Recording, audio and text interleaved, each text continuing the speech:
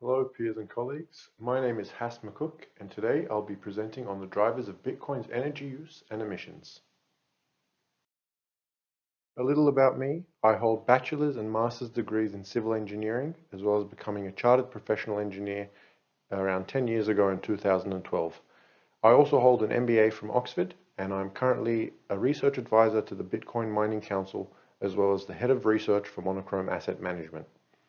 Since 2014, I've written and published about 100,000 words on Bitcoin environmental and mining analysis. The topics we'll be covering today include how Bitcoin works and incentivizes miners, the nature of competition in the Bitcoin mining industry, international energy and electricity markets, Bitcoin's current energy and emissions profile, the next decade of Bitcoin mining, and finally some conclusions. How Bitcoin mining works and incentivizes miners. The what, why, who, where, and how of the proof of work consensus model, endogenous and exogenous incentives, or in another way, built-in internal incentives and external incentives, and perfect competition and what it means for the future. The what, why, who, where of POW. What is POW or proof of work? It is a consensus mechanism requiring computational effort to append transactions to Bitcoin's ledger. Why is proof of work? Well, it's to fairly distribute the initial supply of Bitcoins and to keep the Bitcoin ledger true and secure. Who uses proof of work mining? Well, obviously Bitcoin miners, but as I like to refer to them as energy arbitrageurs, a concept we'll explore a little later in this presentation. Where can you mine with proof of work? Well, anywhere really, anywhere with an energy source and a basic communications link. And how does proof of work actually work? Well, in a nutshell, it's really just machines randomly guessing and hashing numbers. No overly complicated problem solving required. There are two broad incentives categories when it comes to Bitcoin mining. Endogenous incentives or built-in incentives, as well as exogenous incentives, or more so external factors and incentives. With regards to the built-in incentives, the key incentive is that it is a completely fair and unrigged, transparent game, so you know what you're getting when you're getting into the industry as a miner. Another factor is electricity price arbitrage. This is for more so non-Bitcoiners who want to take advantage of the arbitrage between the cost of mining a Bitcoin and the market price of a Bitcoin. Getting hands on virgin Bitcoin with no track record or history or know your customer constraints attached to it. And obviously the number go up incentive, which is Bitcoin's very strong past performance history. In terms of external factors, when you decide to mine with a proof of work algorithm, you're going to be sinking a lot of money into a lot of application specific hardware, which is effectively completely worthless if it's not mining Bitcoin. The other external factor keeping you in business or encouraging you to stay in business is extreme competition from competitors all over the world, that if they do manage to unseat you or disincentivize you from playing the game any further, you will lose a lot of sunk capital cost on special purpose machinery. Perfect competition. The hypothetical firm in a perfectly competitive market is a mainstay of most economics 101 classes. It doesn't exist in the real world, or maybe it didn't exist in the real world, but Bitcoin mining now may very well be the exception to that rule. Perfect competition. The foundational economic texts used in most university and high school programs seem to coalesce around 8 factors that make a market perfectly competitive.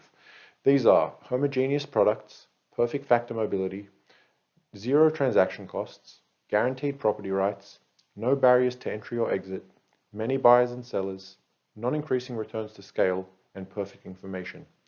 Now, while Bitcoin doesn't meet all of these criteria at the moment, it meets 5 to 6 criteria, with additional criteria to be met in the distant future. I delve far deeper into perfect competition and how it relates to Bitcoin in my paper. Perhaps the most important thing to note about Bitcoin being a perfectly competitive market are the consequences of perfect competition. And these are typically that marginal revenue equal marginal cost, that is, profit tends towards zero, and you have guaranteed death except for if you're a cost leader or an innovation leader, with cost leadership being having the cheapest operation and innovation leadership being having the best operation, whether that's the most efficient, resilient, has the most uptime, and so on. And it's effectively a relentlessly competitive arms race until everyone is making zero profit. International energy and electricity markets. When talking about Bitcoin, there are several conflations between energy, electricity, and emissions, and we'll go through a few of these conflations one by one. The first one being energy is not equal to electricity. So while all electricity is energy, not all energy is electricity. On the left, you'll note that the world produced over 170,000 terawatt hours of primary energy in 2019. And on the right, you'll notice that the world only produced about 26,000 terawatt hours of electrical energy in 2020. Important to note that electricity makes up only 15% of all energy produced. So why the huge disparity between energy and electricity? Well, all electricity starts off as primary energy, that is, a lump of coal, a tank of petrol, a ray of sunshine, etc., before it is converted into electricity through a chemical or mechanical process. Not all generation technologies are created equal when it comes to conversion efficiency, however, with solar being the least efficient and hydropower being the most efficient, and all other forms of generation falling below 50% efficiency, closer to 30% for the fossil fuels. Conflation number 2. Energy is not equal to emissions. Energy typically is good, emissions are bad. All throughout civilization, we have used novel ways of harnessing energy to grow and prosper and advance in our civilizations. Here is an aggregated table of over 300 life cycle analyses of different electricity generation methods prepared by the IPCC. Of most interest is that the best-in-class nat gas is competitive with worst-in-class solar PV, and best-in-class CCS nat gas emits less than the 75th percentile solar PV and less than the worst-in-class wind and geothermal generation methods. Best-in-class CCS coal also emits less than worst-in-class solar PV.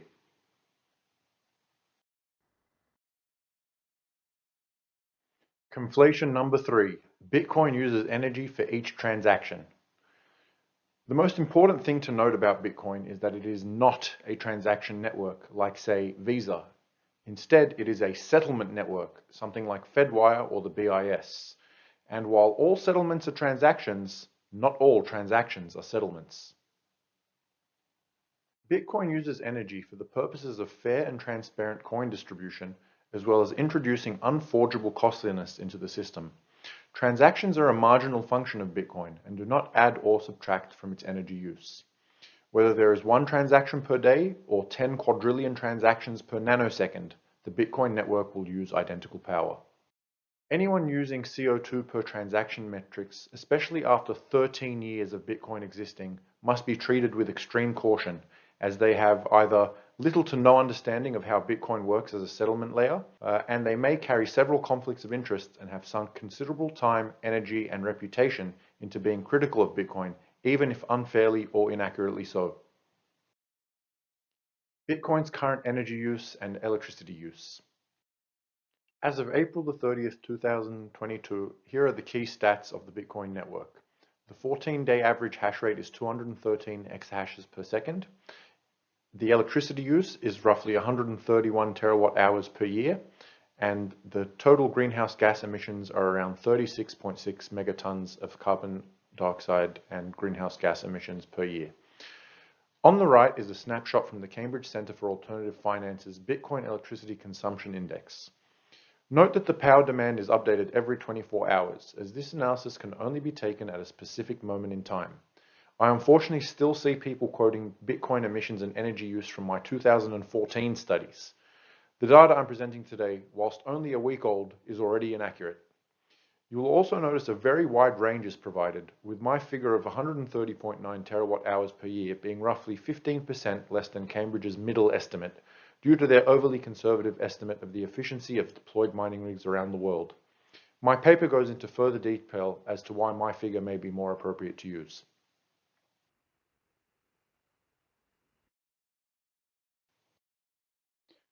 Based on data from the Bitcoin Mining Council, which represents almost 40% of the entire network hash rate, Bitcoin is already the most sustainable industry in the world, obtaining almost 60% of its energy from sustainable sources. Here, sustainable means renewables plus nuclear.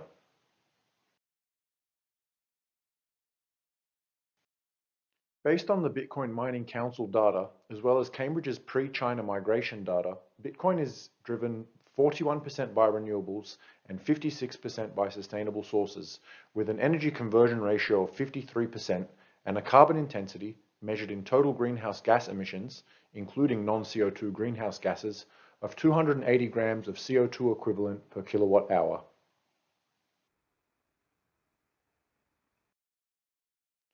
Bitcoin as a driver of energy innovation. Real-life examples. Controllable load resourcing. Bitcoin mines are very easy to turn on and off at will. For example, on the highly renewable Texas ERCOT grid, Bitcoin miners are being used as controllable load resources, algorithmically turning on and off based on prevailing market rates.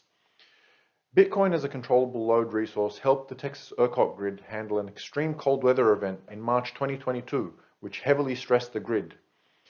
Already 100 megawatts of controllable load resources are located on the ERCOT grid, which is about 1% of the Bitcoin's total hash rate. This helps grid operators maximize profits for further reinvestment into expanding their green grid. Buyer of last resort. When there are no customers for your energy, Bitcoin miners are your customers. Any stranded energy source you can imagine, Bitcoin miners will chase after it. One of the most recent and most popular example is remote flared methane, which started off with many smaller mining operations in 2021, with 2022 seeing the world's largest oil and gas companies, ExxonMobil and ConocoPhillips, now commencing flared mining operations on some of their sites. There is no place on earth that Bitcoin miners won't go for the cheapest energy rate. Bitcoin miners as buyers of first resort. When others are too fearful to buy your energy, Bitcoin miners will buy your energy. Compass Mining and Oklo Inc. have signed a 20-year partnership to power Bitcoin mining with advanced nuclear fission, with at least 150 megawatts to start, which will be enough to power about 1% of the current network. Bitcoin mining also increases existing asset utilization and profitability. For example, Marathon Digital revived and upgraded a closing down coal plant in Hardin, Montana, saving 100 jobs and reducing the plant's carbon intensity in the process. Another example is a 15 megawatt hydro plant built in Congo, funded by the EU, to power the Virunga National Park and 5 million people living nearby. Park management was unable to sell all the power initially, and now they maximize profits by partnering with Bitcoin miners there until steady-state power requirement is achieved. Bitcoin mining as an enabler of energy sovereignty. If you have a viable energy source for your people, but your project is financially unviable because there just simply aren't enough people, Bitcoin miners will help you make your project viable. An example will be the El Salvador volcano bond and legal tender laws, and also some upcoming hydroelectric bonds. Projecting Bitcoin's future energy consumption and emissions. When trying to predict the future of Bitcoin mining, there are four major determining factors we have to consider. First is the price assumptions, and I will assume that Bitcoin will continue to grow between 20 and 50% year on year, as it has for the past 14 years. That the chip crisis of 21 to 23 will eventually be resolved, and interestingly enough, as of only a few months ago, Intel has now entered the ASIC manufacturing arms race. The third factor is the state of technology, and we will assume that the technology will continue to improve by between 20 to 40% in terms of efficiency year on year until the year 2030 at least. And in terms of energy mix assumptions, the fourth determining factor, IEA at least, is providing world targets for the year 2030, which calls for a reduction in carbon intensity by 50% from 2019 figures to 240 grams of carbon and carbon dioxide equivalents per kilowatt hour. Projections. Because of extreme levels of international competition, Bitcoin miners will either have to be cost or innovation leaders to stay solvent. That is, they will have the most cost-efficient hardware and cheapest power available. Moving forward, this is most likely to be renewable or non-rival waste power anyway. Globally, Bitcoin already uses more than 50% sustainable energy to mine and will continue to improve with China out of the picture. And now for some of my personal projections. Within 5 years, Bitcoin's carbon intensity will decrease from current 280 grams of carbon dioxide equivalent per kilowatt hour to 100 grams, with total energy use only increasing by about 30%, mainly due to chip supply constraints. The next prediction is within 10 years, Bitcoin's carbon intensity will decrease from the 100 grams that we saw in 2027 to 0 grams, and possibly even negative, with total energy use over the 5-year period likely doubling to tripling following the resolution of the international chip crisis and the entry of the likes of Intel into the ASIC manufacturing ecosystem. For a full analysis of projections of Bitcoin's future, you can visit the link below. Conclusions. Infinite money does not reconcile with finite resources. This causes production inefficiencies and ultimately environmental destruction. Bitcoin fixes this. Bitcoin's energy use is a rounding error when viewed in the appropriate contents. It's about 0.1% of the world's energy production and about 0.075% of world emissions. Increased energy use is good for humanity. It's emissions that are bad. And Bitcoin is already the most sustainable industry in the world. Bitcoin is good for the environment, and it is literally cleaning it through methane offsetting. A finite monetary standard tied to thermodynamics will severely limit unsustainable consumption and waste. Bitcoin is good for society and governance, guaranteed property rights for all humans for the first time in history. So if you actually care about ESG, get yourself some Bitcoin and encourage others to do the same. Thank you for your time, patience, and attention, and we will now take some questions.